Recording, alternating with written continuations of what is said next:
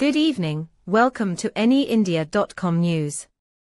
In a latest update today, Agartala police arrested 4 young men involved in selling brown sugar from the Golabagan area near town hall based on a tip-off. Following their interrogation, a woman allegedly linked to drug peddling was also apprehended.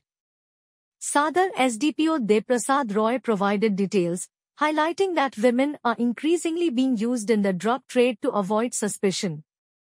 This arrest comes just days after another woman was caught for peddling drugs. Police believe such tactics are part of a larger network aiming to exploit gender stereotypes. Authorities are intensifying efforts to dismantle these chains and ensure stricter enforcement against drug-related crimes.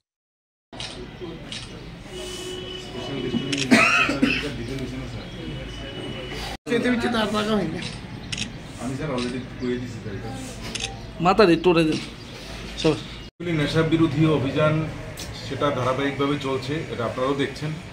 এবং আজকেও সকালবেলা পূর্ব থানার OC Rana Chatterjee গোপন সূত্রে জানতে পারে যে গোলাপবাগান এলাকায়, আপনারা জানেন সেটা, কিছু ছেলে ড্রাগস বিক্রি করার উদ্দেশ্যে অ্যাসেম্বল হয়েছে। তো সেই অনুযায়ী রানা চ্যাটার্জির সঙ্গে সমরেশ, তারপর সৈকত দেব এবং মহিলা সাব ইন্সপেক্টর কমলা মোরা সিং এবং অন্যান্য স্টাফ একটা টিম সঙ্গে প্লেন ক্লথেও ছিল। ওইখানে গিয়ে রেড করার পর 4 জনকে ধরতে পারে এবং ওদের সাথে বাইকও ছিল। ওরা পালিয়ে যাওয়ার চেষ্টাও করেছে।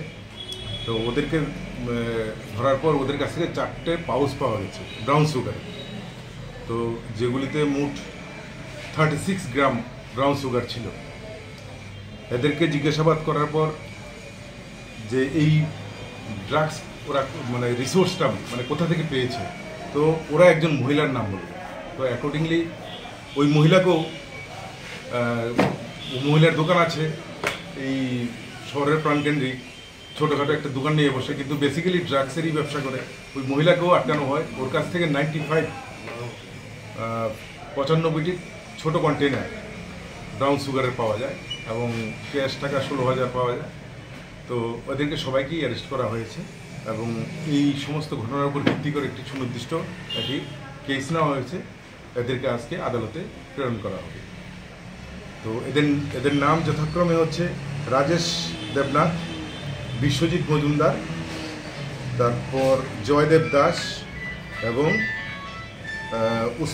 উসমান মিয়া এবং উমা মালাকার। হ্যাঁ, সবাই আগরতলায় শহর এবং শহরতলিতে। মোট কতজনকে ধরা হয়েছে? মোট 5 জনকে, একজন মহিলা সহ। আর এর মধ্যে আমরা 2-3 জন যারা পালিয়ে গেছে, এদেরকেও আমরা শনাক্ত করতে পেরেছি। ওদেরকে জিজ্ঞাসাবাদ করে এদেরকেও অ্যারেস্ট করা হবে।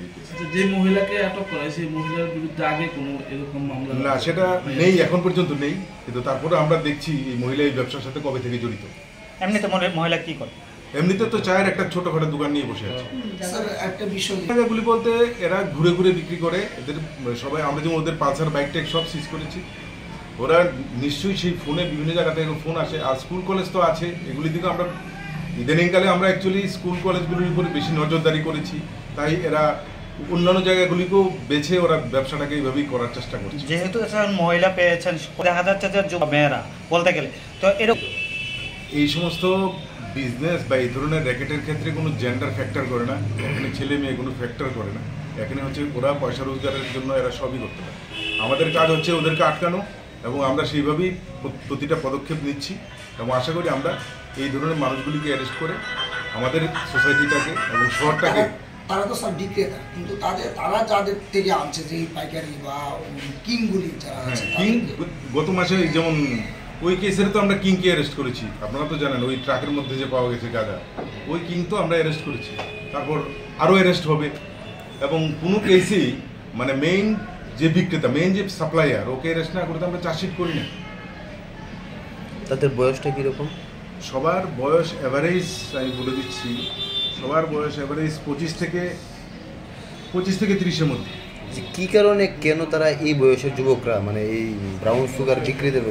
পয়সা রোজগারই হচ্ছে মুখ্য ব্যাপার, কারণ কাজের তো কোনো অভাব নেই, কাজ তো প্রচুর আছে, কাজ করলে সবাই মানে আস্ত ত্রিপুরা রাজ্যের মধ্যে সবাই কাজ করেই বেঁচে আছে। যারা এখনো করছে তাদের উদ্দেশ্যে আপনার কি বলতে, যেহেতু আপনি সদরে রয়েছেন? আমরা কাউকেই রেহাই দেব না।